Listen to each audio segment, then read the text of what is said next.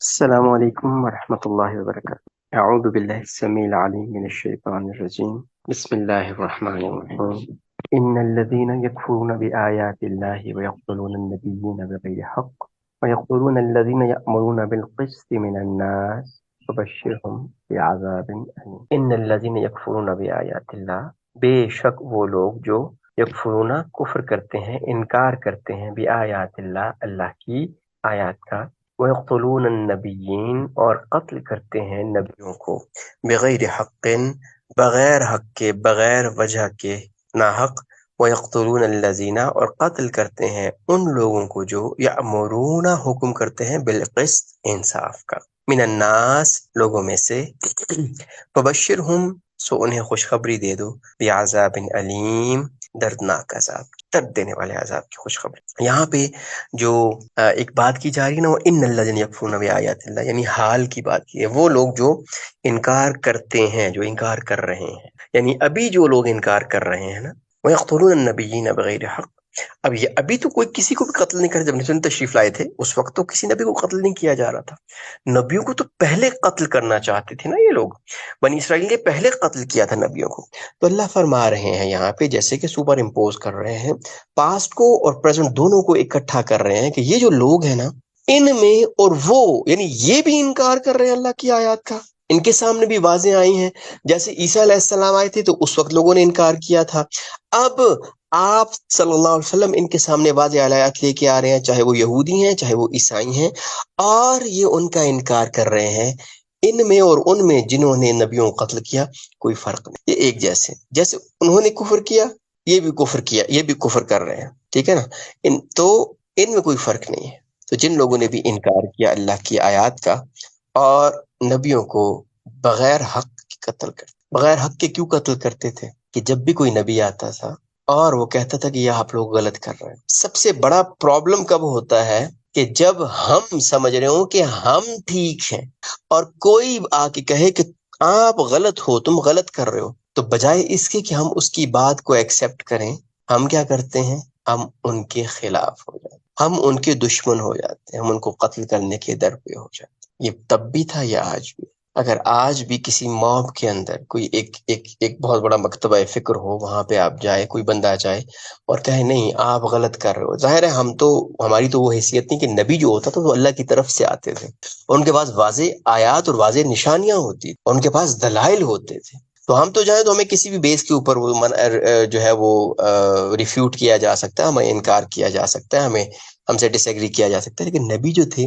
وہ تو ایک پراپر آیات کے ساتھ جب آیات کے ساتھ آتے تھے تو ان کو پتہ چل جاتا تھا کہ یہ بندہ بالکل ٹھیک کہہ رہا ہے، لیکن اگر ہم اس کی بات مان لیں گے تو پھر ہماری کیا ویلیو رہ جائے گی، پھر ہم کیا رہ جائیں گے، پھر ہماری کون سنے گا؟ اور ہم میں سے تو یہ ہے نہیں ہے،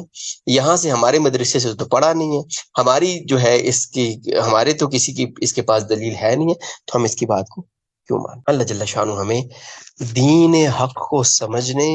اور اس کے سامنے اپنے سر کو جھکانے کی اور حقیقی معنوں میں اسلام کو اور مسلم بننے کی توفیق عطا فرمائے۔ جس طرح میں نے عرض کیا تھا کہ بہت خوبصورت دعا تھی ابراہیم علیہ السلام جب کی تھی، ربنا وجعلنا مسلمین لک، اے اللہ ہمیں، مجھے اور اسماعیل علیہ السلام کو، ہمیں اپنے اپنا فرما بردار بنا، مسلمین لک، اپنے سامنے فرما بردار، ومن ذریتنا امتا مسلمتا، اور ہماری اولادوں کو بھی اللہ ایک امت بنا دیجئے جو آپ کی فرما بردار، ارنا مناسکنا، اور اللہ ہماری عبادت کی طریقے، اللہ وہ طریقے جن سے آپ خوش ہوں، راضی ہوں، اللہ ہمیں وہ سکھا دیجیے، تب علینا، ہمیں رجوع فرمائی، ہم پہ اپنی نظر کرم فرمائی، وتب علینا انک انت التواب، اے اللہ آپ سب سے زیادہ بار بار توبہ قبول کرنے والے ہیں، رحم کرنے والے۔ تو اللہ سے اپنے دین کی صحت، اپنے دین کی عافیت مانگنی یہ بہت ضروری ہے۔ اللہ ہمیں اسلام، ہمیں مسلم بنائے۔ وہ لوگ جنہوں نے اللہ کی آیات کا انکار کیا اور نبیوں کو بغیر حق کے قتل کیا، اور ان لوگوں کو بھی قتل کرنے کے در پہ ہوئے یا قتل کیا جنہوں نے حق کا ساتھ دیا، جو کہ انصاف کو قائم کرنے کا حکم دیتے ہیں، ان لوگوں کو بھی قتل کیا، تو ایسے لوگوں کو خوشخبری سنا دیں، خبر سنا دیں دردناک عذاب کی۔ یہودی ہر اس نبی کے خلاف ہوئے جنہوں نے ان کی بات کو چیلنج کیا، چونکہ یہودی علماء کا بہت بڑا اثر اور رسوخ تھا، تو انہوں نے تحریفات بھی کر رکھی تھی تورات میں۔ تو اللہ نے انبیاء جب بھی بھیجے کہ جو تحریفات انہوں نے کی ہیں ان کو ٹھیک کیا جائے، تو یہ جو ایک کلٹ تھا، یہ تو ایک ان کا گروہ تھا، جو علماء سو کا ایک گروہ تھا، جو اپنے نفع کے لیے، اپنے فائدے کے لیے تورات کو تبدیل کرتے تھے اور جن کی بات مانی جاتی تھی، اور جو اپنی مرضی سے جو چاہتے اللہ کا نام لے کے وہ بیان کر دیتے، جس طرح کا مرضی فتویٰ دے دیتے۔ تو جب انبیاء آتے تو وہ انبیاء کی مخالفت کرتے اور بہت سارے انبیاء کو قتل کرنے کے در پہ ہو جاتے۔ اب بہت سے لوگ ایسے ہوتے ہیں جو کہ نبیوں کو بات مان کے اور حق اور انصاف کی بات کرنے لگتے ہیں، اور ایٹ لیسٹ حق اور انصاف کی بات کو مان لیتے ہیں، انبیاء کی بات کو مان لیتے۔ نبی صلی اللہ علیہ وسلم کے دور میں بھی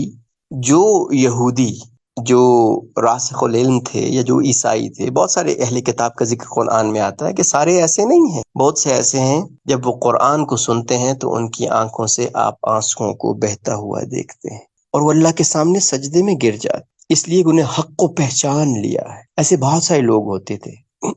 تو یہ جو لوگ ہیں، یہ جو کلٹ ہے، یہ جو ایک گروہ ہے جو اپنی کسی چیز کو چیلنج نہیں ہونے دیتا، تو یہ اپنے ان لوگوں کے بھی خلاف ہو جاتا ہے، ان کے بھی قتل کے در پہ ہو جاتا ہے۔ وَيَقْتُلُونَ الَّذِينَ يَأْمُرُونَ بِالْقِسْطِ مِنَ النَّاسِ، کہ لوگوں میں سے جو بندہ، لوگوں میں سے جو، اب دیکھیں یہاں بھی بات ہوئی یأمرون بالقسط، قائم کرنے کی بات کرتا ہے، انصاف کی بات کرتا ہے، تو یہ اپنے ان بھائی بندوں کے بھی خلاف ہو جاتے ہیں اور ان کو بھی قتل کرنے کے در پہ ہو جاتے ہیں۔ یہ ایک ایسا گروہ بن جاتا ہے، کئی مرتبہ ہم خود جو اپنی بات کے علاوہ کسی کی بات سننے کے لیے تیار نہیں، اور جو ان کی بات سے مخالفت کرے اس کو وہ کیا قرار دے دیتے ہیں؟ مرتد قرار دے دیتے ہیں، کافر قرار دے دیتے ہیں۔ تو جو ان کے خلاف بات کرے، جو قسط کی بات کرے، انصاف کی بات کرے، یہ لوگ اس کو بھی کبھی خارجی قرار دے دیتے ہیں، کبھی جو ہے وہ منکر قرار دے دیتے ہیں، اور آج کل کے دور کا ایک بہت بڑا مسئلہ، اس کو مرزائی قرار دے دیں گے۔ اور خاص طور پہ جیسا کہ میں نے عرض کیا کہ اگر کوئی ہمارے مکتبہ کے فکر کا نہیں ہے، ہماری سوچ کا نہیں ہے، تو اب ہم سب کو اکٹھا کر کے اس کے خلاف ہو جائیں، یہ چیز مناسب نہیں۔ حق کو ماننا یہ مسلم کی پہلی نشانی ہے۔ فبشرہم بعذاب علیم، تو اللہ جل شانہ فرماتے ہیں کہ ان کو خوشخبری سنا دو ایک دردناک عذاب کی۔ دردناک عذاب کیوں؟ کہ دنیا میں انہوں نے لوگوں کو تکلیف دی ہوتی، تو جیسا درد، جیسی تکلیف، جیسی اذیت انہوں نے لوگوں کو دی ہوتی نا، تو اللہ اس کے کئی گنا بڑھا کے ویسا دردناک عذاب، علیم، بہت ہی دردناک عذاب اللہ ان کو دیں گے جو بہت ہی تکلیف دینے والا ہو۔